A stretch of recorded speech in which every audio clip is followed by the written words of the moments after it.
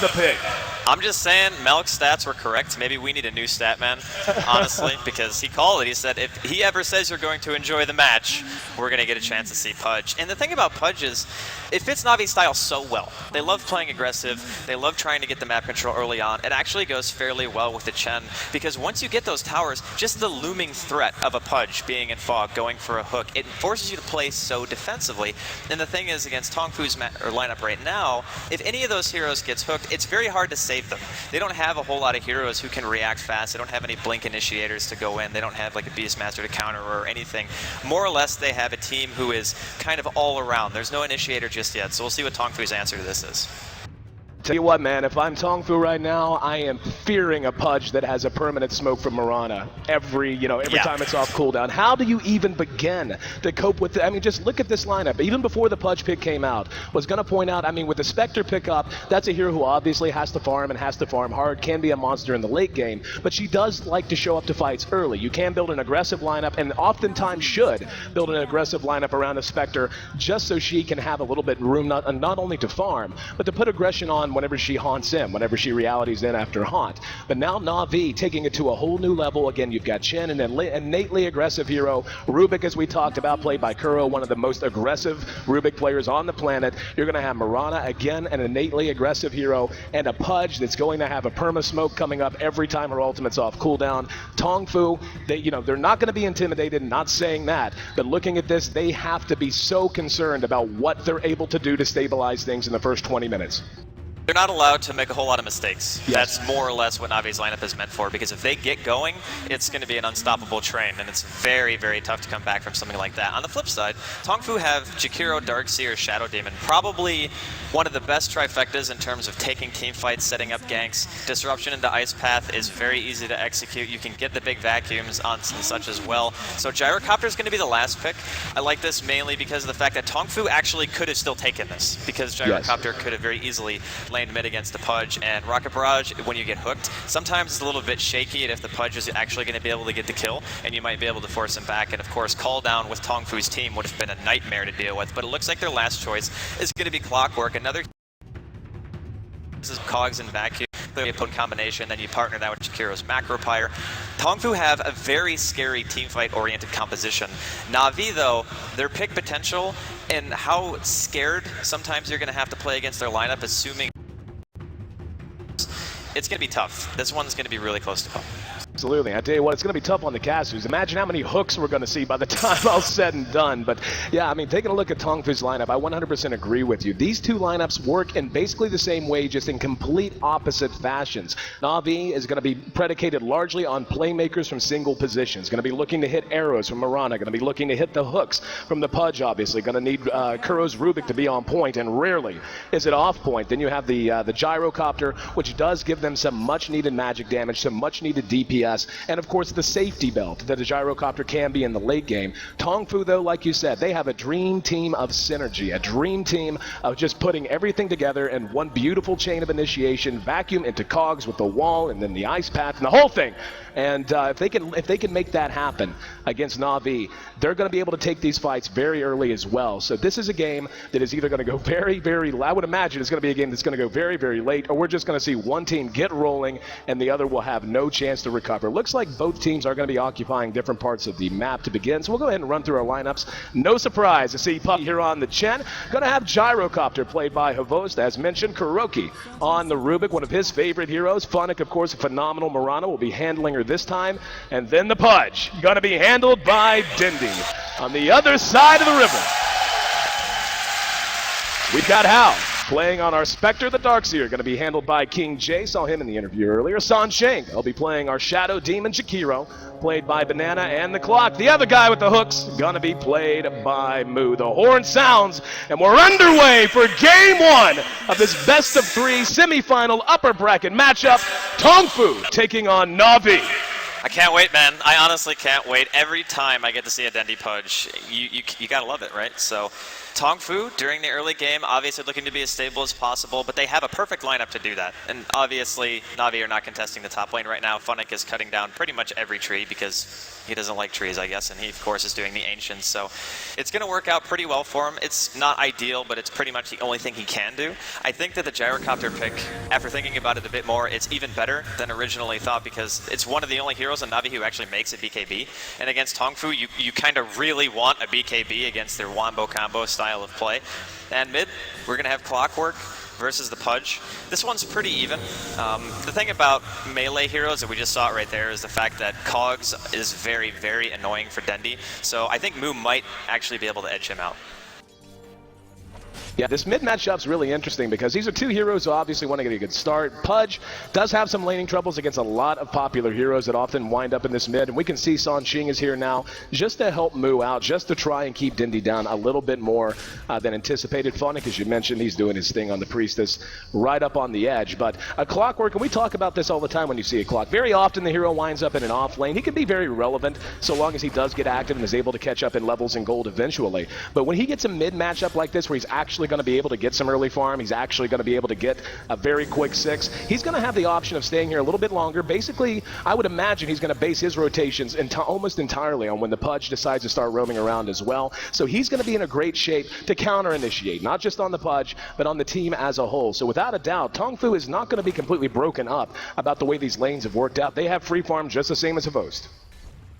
Especially with a Spectre late game, it's very, very scary because at some point, those Haunt illusions are going to do absolute work to heroes like Chen, the Rubik especially. They don't have any innate escape mechanisms, and it gets to a point where just the Haunt itself can almost kill a support. So depending on how good a farm the Spectre is going to be getting in the top lane is going to be extremely important. And of course, you can say the same thing for the Gyrocopter. And Gyrocopter is more of a mid-game fighter. Nowadays, Spectres build for mid-game, but I think their innate ability isn't as good as what a Gyrocopter brings, especially with things like call downs. So we'll see how aggressive TongFu want to play it. They have the capability of doing both. That's what makes their team great, and we are going to see a smoke mid. There's the Cogs go down. Kuro's going to be there as well. There's Moo, the dual breath, catching him out, and Dendi draws first blood as the rest of the team arrives. Sanxing trying to make a run. There's a leap from Funnick. Funnick pursuing out. Ice Path misses. Dendi has a hook in 2 seconds, disrupts himself. Very well executed from Sanxing. Now the dual breath onto Kuro, slowing them down as they retreat. Looks like things will stabilize. Was just going to mention, with so many heroes hanging around for Navi, and you knew that they were going to take a shot at Dendi sometime very soon whenever you just have how effective these gankers are in the Jakiro and in the Shadow Demon. Knew it was coming, but first blood goes the way of Navi. That's one nice thing about having the Mirana doing the Ancients is that she happened to be level 2.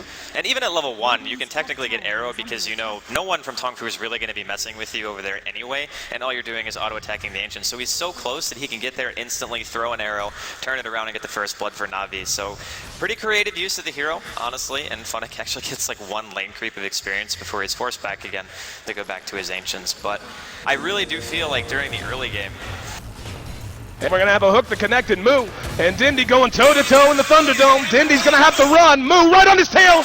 Will get the kill. Here's Chen. Puppy trying to chase him out. Unable to catch him. So 1 for 1. This mid-matchup breaks even.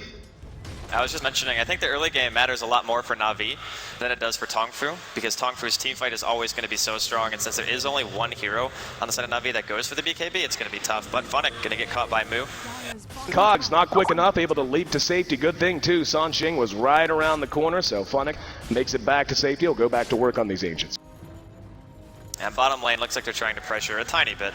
And the thing about TongFu's lineup as well is with the Darkseer, they can counter push just as well as somebody like Navi. So looks like King J is going to be teleporting down, but he's only level 3 right now, so only level 2 Ion Shell. I don't think he's going to be able to stop the pressure that's coming out currently. And it looks like Navi should be able to potentially push this tower. Puppy's made his way over, using his haste rune to run a little goalie, run a little defense, keep King A zoned out. They will pull back for the moment, but we'll see if they're going to try to get active and pushing the tower again. We do see Dendi's picked up a smoke. So very possible he's not going to be hanging around too much longer. And yeah, looks like they will go ahead and try to bring this down. The creeps this time, though, pulled back by King J, so we'll be able to delay it a little bit. We're at 5 minutes in. We got 1 kill apiece on the mid heroes, Clock and Pudge. Both Pudge almost level 6, halfway there. Moo already level 6. He's a full level ahead at this point. The help he got from the supports really helping to hold Pudge down just a little bit. And holding the Pudge down is good in a sense, but Pudge is actually a hero who's fairly good from behind because as long as he gets levels, he doesn't necessarily care about the CS so much. It's all about landing the hooks. If you land the initiation, that's pretty much the only important thing that you have to do on the hero. And we've seen Dendi hooks before, and Dendi, we're going to have to trust this game for Navi in terms of landing them. But Mu mid, he's definitely doing work here. He's 29-9 compared to Dendi, who's sitting at 20-4, and he is maxing battery assault. And here we go mid. Oh, there's the arrow to follow it up. Dendi's right there, and Mu will end up dropping for sure. That's another stack going to Dendi. Hal, though, has come in. He's going to try to secure the kill. Jakiro coming from the low ground. Can't get in range, and Hal taking a lot of damage. He's going to pull back. Ice Path does lock Dendi down, and the dual breath. Gonna be enough to force the big boy back at least a little while. Hal getting very greedy. Makes it away with less than 100 HP. It's actually still a really good kill. Even trading a 1-for-1, now Dendi's 7, he'll be able to either go back to base or apparently smoke up, and Puppy's guarding an invisibility rune down here for him, so they might go for banana here. Gonna roll over, he's got his bottle of course, and he will go ahead and activate it. Gets the one free bottle charge after activating it. Gonna have to execute this if he does want to use it right now with very little health. We'll see if he's just gonna use it to maybe go for a little free damage. Nope, he's gonna bypass mid entirely. Looks like Sansheng, or whoever the unlucky soul happens to be occupying this top lane, gonna be the target. Got about half time left on the invis. Everywhere else on the map relatively quiet. The bottom tower is gonna take some creep damage, but we'll keep an eye on Dendi. Dendi trying to set up shop. Sansheng, this is an awful place for him to be. He's just gonna walk up and dismember him. All he has to do, and didn't even have to throw a hook. There's a hook from Mu! Catches Dendi out, down he goes. Here comes Hal.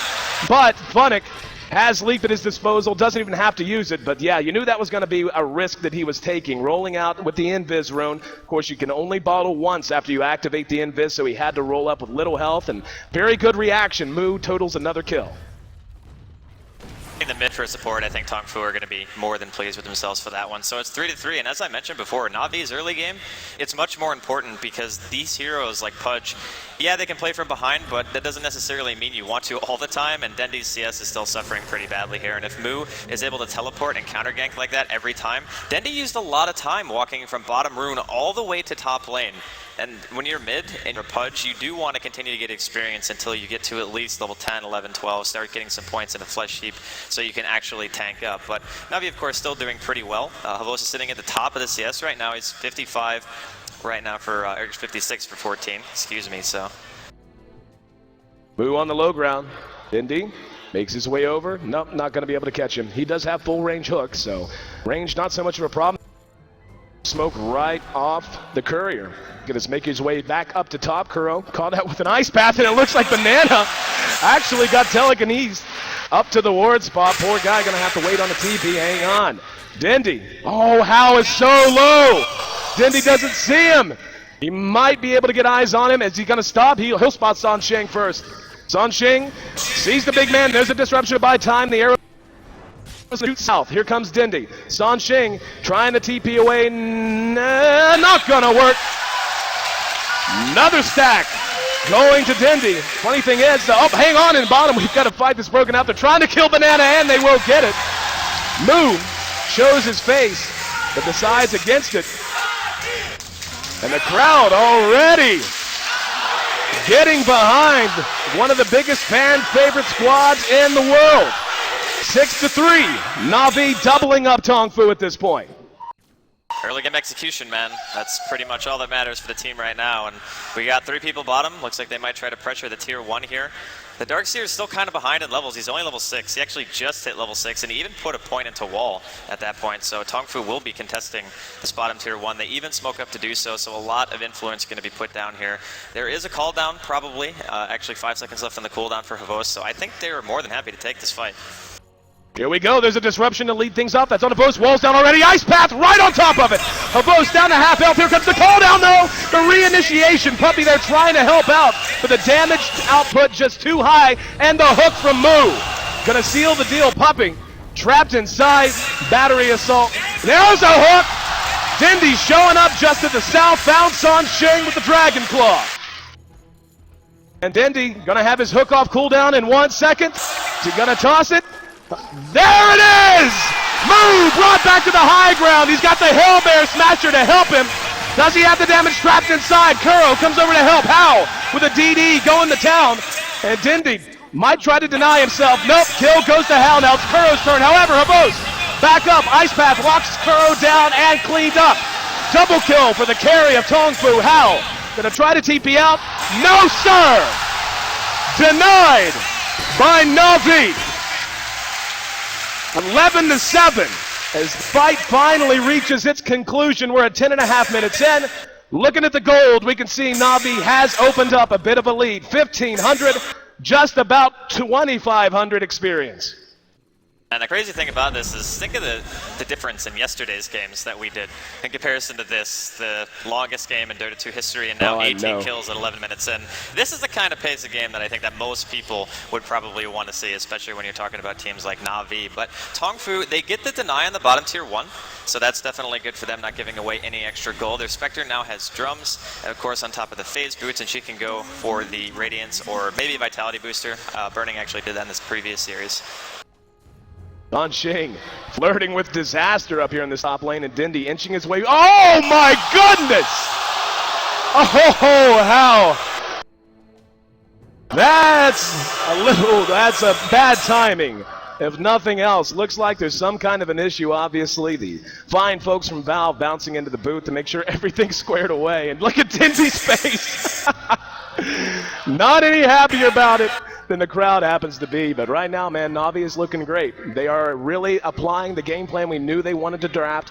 They're making the map their own. You can tell what's happening with TongFu now is reactionary Dota, not deliberate Dota. It's Navi, the team who is really setting the pace so far.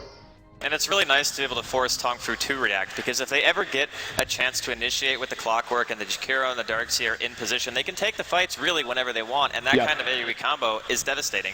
To be honest, Puppy not going straight for the mech, it could end up hurting them a little bit just because of how much damage potential they actually do have in these engagements, but Navi have just been executing so well. They always kind of know where TongFu is going to be. I'd say the bottom fight that we just saw was the one exception to that, and it was a bit of a drawn-out fight where I would obviously say that TongFu came out a tiny bit ahead just because they were able to deny the tower, but they still traded kills. And of course, fortuitous CD from Mao was cool too, but I mean, the game is still very, very even. The later the game goes, though, I think there's more opportunities for TongFu to pull out these big fights. And the later the game goes too, we talk about all the time, when those fights actually happen, the impact is much greater. No, I agree with you entirely. Like, when I look at TongFu's lineup, they have so many heroes that just never really fall off. Like, if a Pudge gets behind, he's a hero who can start to feel like a little bit of dead weight. A Hook's always nice, but if he's not dominating the map, if he's not able to pick off solo kills on his own and doesn't have at least a couple of items, once you get into the late game, he can begin to feel a little bit irrelevant. You have a Chen. As good as Chen is, he does have a best buy date. Once you get past 40 minutes, his efficacy does begin to fall off a little bit. Hand of God's always amazing. Obviously, you get a mech up. Even if he can get a Scepter, then of course you can extend that time a little bit. But then you look at TongFu's lineup. You have a Darkseer. Darkseer never falls off. He never gets bad. He's just as relevant at minute 61 as he is at minute 1. Shadow Demon, the same story. Jakiro maybe falls off just because BKBs come into play. His damage begins to kind of become irrelevant a bit. But then you have the Clockwork. Clockwork cogs work, they don't do as much relative damage, but they disrupt the fight the same way they do at minute 1 as they do at 61. So you have that Spectre, that late game monster through Dispersion, through Desolate, that just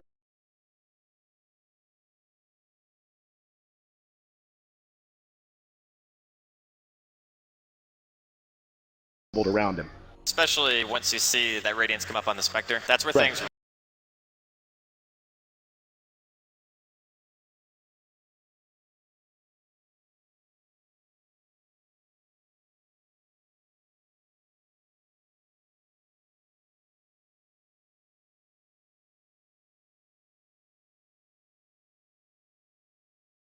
And you're also going to have the Shadow Demon's ultimate, of course, should do his full.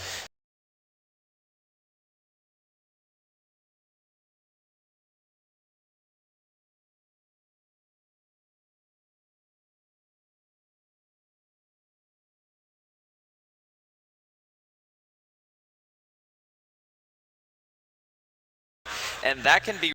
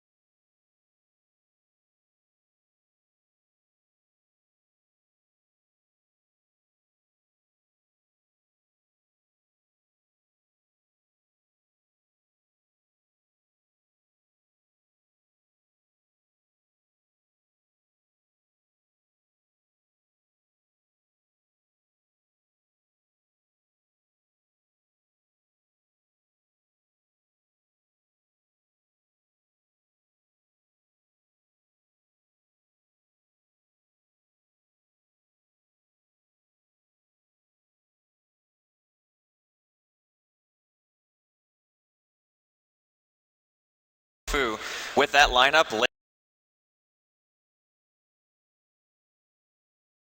Fortunate for Dendi. Hook doesn't land. The crowd not too happy about it either. He did have help from Banana from behind if he wanted. Speaking of help, there's another hook that's going to be off.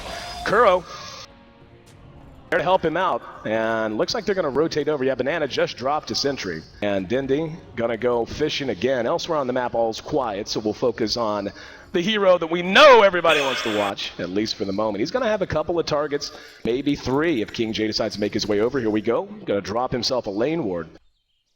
Very well placed, and just look at how terrified these two are. They are not coming anywhere near the reach of that hook. Well, for the time being, this is still a bit of a dangerous situation because, like I said, TongFu can react to this so fast. The Spectre's bottom, but Hao has Haunt right now, so it could be a bit of a risk if Navi want to dive. They clearly want the tower. This is one of the more important ones. Nice play from Mu. There's going to be the Spectre Haunt. Both is caught out. Hao comes in, hits him with a Spectral Dagger. Marana's ultimate has him invisible for now, and they're trying to track him down. Habos very little health, and the Cogs go down and knock him into the Roche pit. Habos goes to hide, and now they spot him, and he's going to try to deny himself on Roche.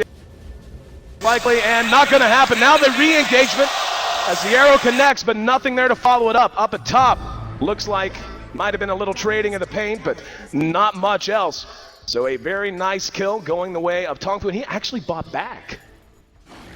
Yeah, that's a bit interesting. I thought when he bought back, he was just going to go top because he knew the Spectre didn't have Haunt, but he TP'd mid to farm, and I don't really know if that was necessary per se, but he did it anyway, and Dendi just being a man behind the tier 1 on the side of TongFu's map, they're going to be forced out. Navi really just basically pitching a 10 here in this top lane. They have been here for quite some time, Puppy there, and they're going to go ahead and send Dendi home. And let's see, can he do it? Oh, he got a creep! Got a creep. There he goes. Yep. Hang on, he should be coming by.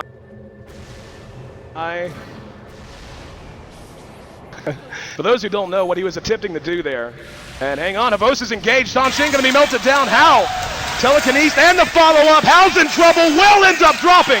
A double kill goes to Havos. Mu had a hook, but knew it was a lost fight if he went in. He's going to drop the Cogs to cover his escape, and Pudge jumps over them. Pounding him, he's going to hook away, but there's Kuro. Kuro might be in trouble. Hook on Mu! Saving Kuro. Nobody ever said Dendi didn't have a heart. Bailing out Kuroki. They take down the tower as well. 15-8, Navi rolling, and they're not about to abandon this top lane yet. The Spectre dying hurts TongFu so much. They really need him to be alive, especially during those defense. But when you get caught out of position by a Rubik Gyro, the damage output is insane. He is maxing Rocket Barrage, or I should say it is max. So it's going to be doing a tremendous amount, especially when you're caught by yourself. And TongFu just were a little bit out of position. And that's something that Navi, we talked about, they can capitalize on. He purged the courier. Here comes the arrow. Hook's going to be off the mark. Splits the wickets. King J disrupted to bail him out. Here he comes back out. Wall's going to go down and does not get it off. There's the death. Havos in trouble now. Call down, melting down Banana, and Chen got him home. Funnick is dominating Indeed, and a hook from Dendi again. Finding yet another. No idea how much trouble he's in. Kuro stole Ice Path, threw it out and missed. Hao going to use Spectral Dagger to chase down Funnick. Funnick leaps away to safety. And Mu and Hao hanging around. There's the telekinesis. Will they engage? He's looking for a hook. There it is! Mu brought back in, beautiful chain on the hook into the ice path. Dendi grilling the crowd and tallying the kills, finding hooks every way he looks and getting help from Kuro. Dual ice path, there's going to be a disruption. Songqing. Dendi, whoa, nope, never mind, hit a creep. Now he's in trouble, slowed down, but Chen able to get him back home. Here's a TP going to land into a melting ice path. Navi forced to pull back. Kuro heads south while the rest head to the west. Looks like they are going to pursue it out, at least for the moment. Banana going to be surged and look to find someone. Kuro going to be the target. Good angle, good shot. Kuro locked down. Do they have the fall? That was a double ice path. And the hook right after the telekinesis. That's what we call an alley-oop, ladies and gentlemen. Dendi, the high-flying hook thrower. Gonna chase him down. One more. Why not?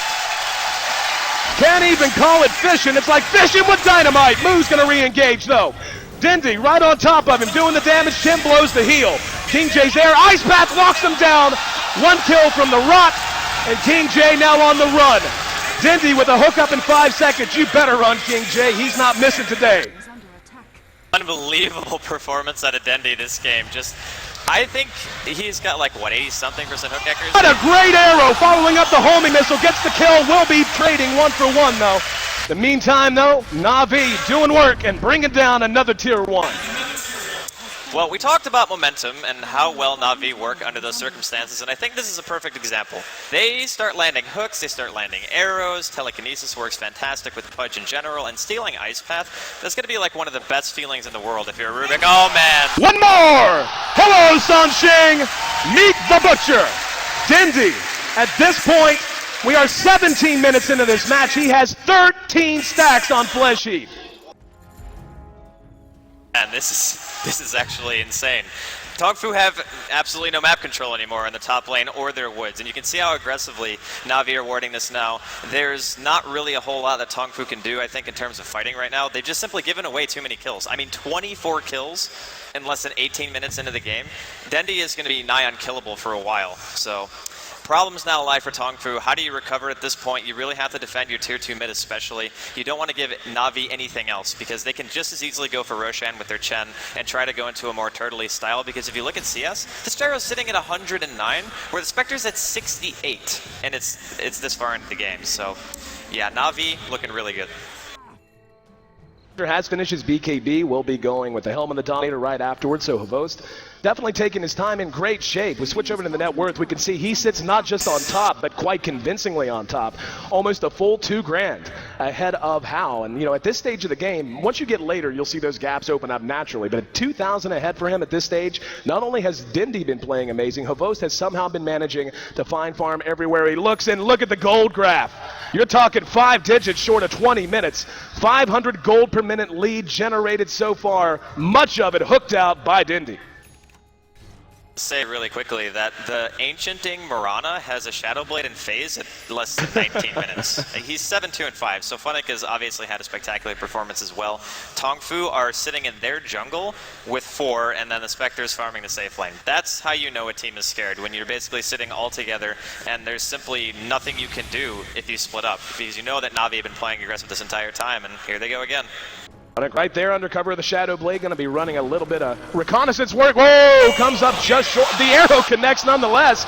They are going to try to follow it up, but looks like, yeah, a little too worried about it. No, we're going to have a reinitiation. Kuro's down on the backside of it, and Dendi forced finally finding a little bit of ground of their own. They're going to reinitiate. There's the Ice Path. Beautiful vacuum.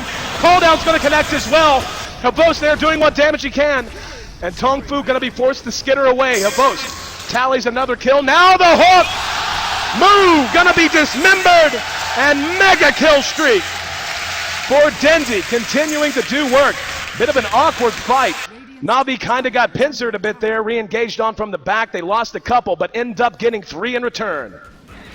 They're kind of flexing the power of Havost now and how farmed he actually is. He even has a gem on him right now, and with the BKB, TongFu's lineup simply don't have the physical damage to deal with him yet. The Spectre needs more items. How right now, he's saving up for the Relic, he's at 2,700, but until he gets that damage, it's not going to matter. Yeah, How going to be able to barely make it away, so nice for TongFu. They're not even giving up any towers. Like, Navi haven't lost a single tier 1, and it's 20 minutes into the game with also 38 kills. Tough to take down a tier 1 whenever you got a Pudge running around your jungle the entire time. I don't think how long's it been since they actually crossed the river? It has been a long time. We're 20 minutes into this game, and at this point, really, Navi just has all the pieces they need. Pudge just finished up his 4 staff, so he's going to have that extra bit of mobility. And of course, for a player like Dendi, loves those kind of items. He's going to be in his comfort zone. Got the arc boots already up, but more importantly, the mechanism up on Puppey. And this is where they can start to just slow push. They can switch gears if they really want to, and just try to free the map up for Havost that way. But just knowing them, knowing Dendi, I would imagine, and Funnick for that matter, I would imagine they're going to want to keep playing the same style. Though for right now, we can see they are just kind of sitting back, hanging back at the moment.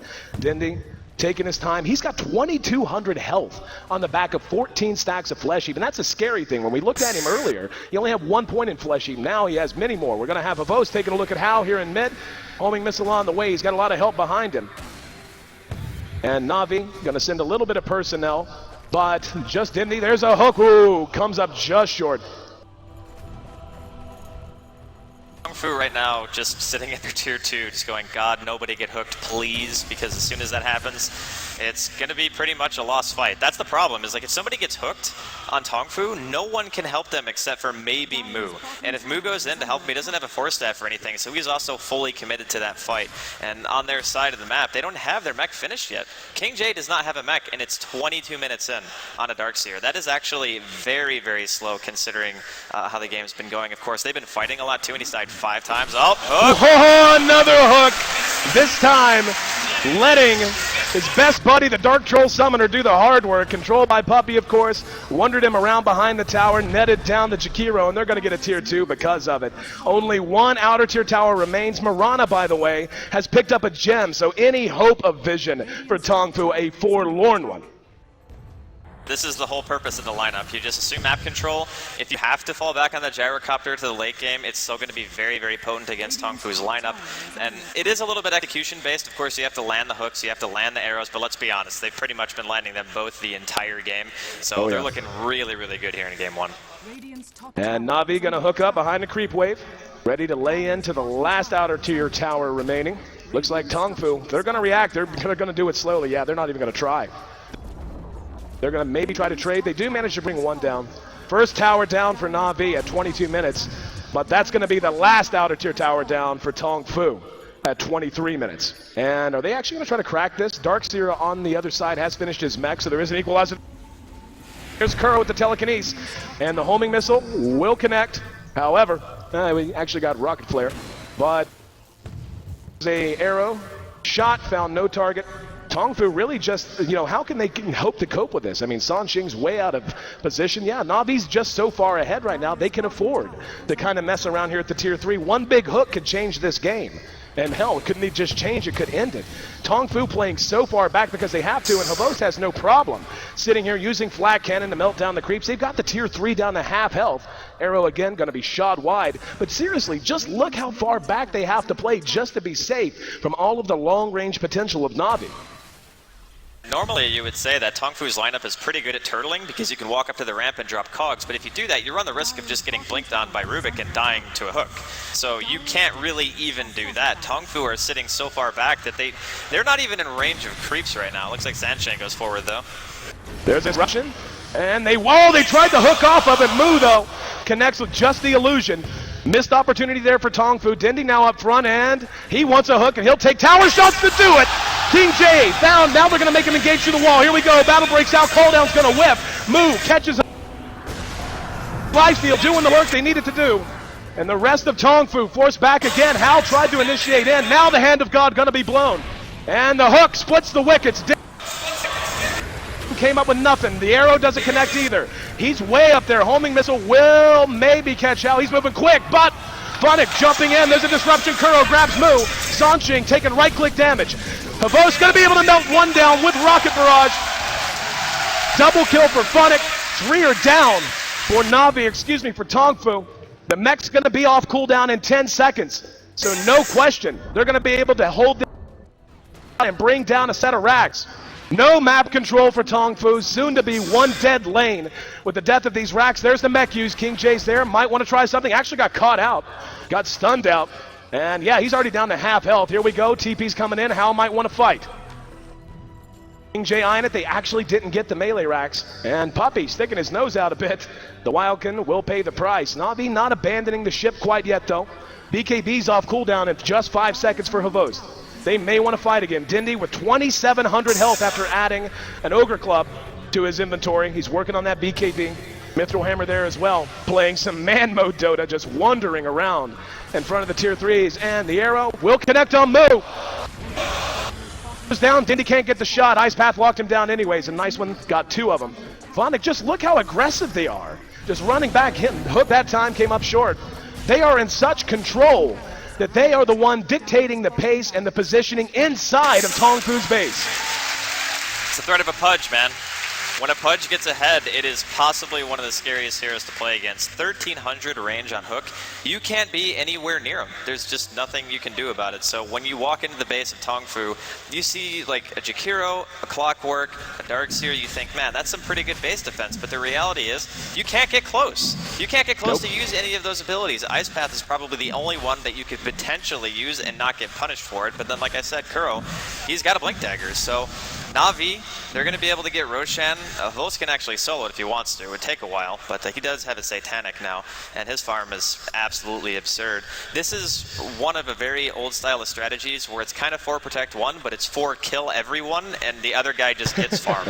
Pretty much how it's working out, too. Dendi has tallied 16 stacks on his flesh heap so far. An absolute monster of this game, quite obviously. A lot of the, the bit players, though, have really had such an impact. The synergy between these Funnick chaining up the arrows, and Kuro, the alley-oops, telekinesing them right into Dendi's hooks. I mean, that's the kind of thing that just defines this squad, and really we're getting a first-class clinic on how to make teamwork work with a very hard-to-execute game plan. This has just been a great showing from them. TongFu, just about 20,000 gold down now, and 20,000 experience, and yeah, this might be about their last chance, and even then, I mean, hell, the Radiance isn't even done on Spectre yet, has not even completed it. Hook gonna split the wickets again, Disruption gonna catch one out, Ice Path is there, Avos BKB's right out of it though, using that flat cannon to melt down the supports, taking a lot of damage. I'm a little surprised Navi didn't decide to take the Roshan before another Hook gonna miss. Didn't decide to take Roshan before taking a run at this tier 2, or excuse me, this mid tier 3.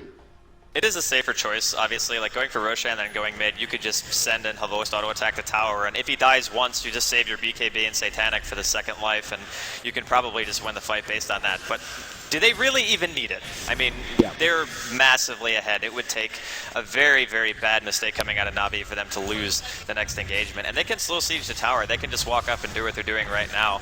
And eventually, TongFu is going to have to react in some way. Otherwise, they're just going to slowly lose their base. And they're smoked up, so they can't see for hooks. Like, they're not going to have any vision, so that's definitely a smart idea. But Dendi's still going to throw him anyway, because, as he would say, you miss every hook you don't throw. To lead off, and the Force Staff gets him to the tail end of it. TongFu wants to engage out, and the wall, and a hook on the Pudge. Vacuum misses, brought him out of it. Moo lops behind, Puppy gonna be cleaned up, and Kuro caught out as well. TongFu showing signs of life as Hal tallies a double kill, and the fight definitely going their way this time around. They needed that in the absolute worst way without some kind of a turnaround. Hook! Fine banana! Jakiro once again suffering Dendi's wrath. There's a call down. Will catch Moo. The arrow, though, shot a smidgen off the mark. Even though TongFu, again, showing us a pulse, it might just be a death rattle. Dendi he doesn't care. It's fine. Tower damage. Glyph it. Don't care. Down to tier 3. Putting that meat tenderizer through its paces. Moo walks up now. Yeah, finally the hook's missed. Now he'll look to re-engage. Walked up and noped right out. Now we're going to have Havos caught out. Going to be damage output is good enough to sit in man mode. There's a disruption to try and save Moo. King J surrounding him. There's the heal. Havos, the four-staffed out. And Hal trying to find a target. Looked at Havos, looked at Pudge. Good arrow going to lock down Moo. And the hook brings him back. Funnick trying to make a run. He's taking a lot of damage. Dismember on the Hal.